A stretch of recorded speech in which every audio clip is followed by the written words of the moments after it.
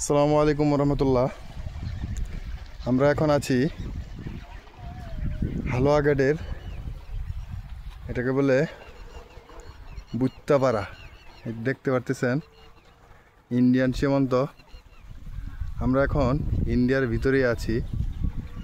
এই দেখেন ইন্ডিয়ার পাশে এটা হলো বাংলাদেশের সীমান্ত। এখানে গতকালকে বৃষ্টি হওয়ার কারণে নদীর স্রোত কেমন, এদিক দিয়ে পারানো যায় না, দাঁড়ায় থাকা যায় না। এই অবস্থায় দেখতেছেন বিশাল বড় একটা নদী দেখতে পারতেছেন। সূর্য প্রায় অস্ত। এই দেখেন আমরা এখন নদীর ভিতরে, হাঁটা যায় না, বেকা করে হাঁটা যায় না। যদি নদীর তাল ধরে হাঁটতে যান তাহলে হাঁটতে পারবেন। যদি আপনি উল্টো দিকে হাঁটতে যান তাহলে আপনি পড়ে যাওয়ার সম্ভাবনা আছে। আর এখানে আসলে হাঁটাটা অনেক রিস্ক, কারণ আপনার কোথায় গর্ত আছে কি আছে বোঝা যায় না। নিচে আবার কি বলে যে শক্ত মাটিও আছে। তো আমরা হাঁটতেছি, আবার ভয়ও লাগতেছে যে কোথাও আবার পানি বেশি আছে কিনা কম আছে কিনা, উঠে পড়ি নাহলে আমাদের জামা কাপড় ভিজা যাওয়ার।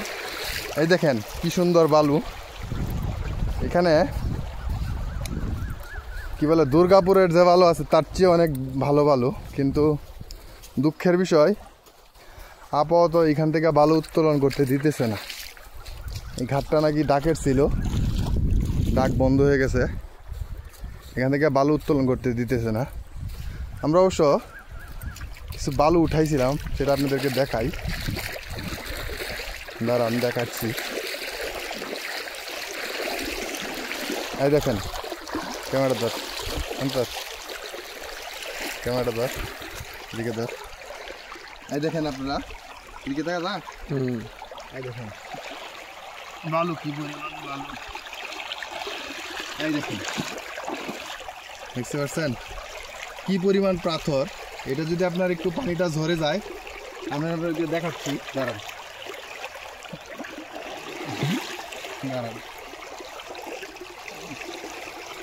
এই দেখেন আমি দেখাচ্ছি আপনাদেরকে, উপরে উঠে এই দেখেন।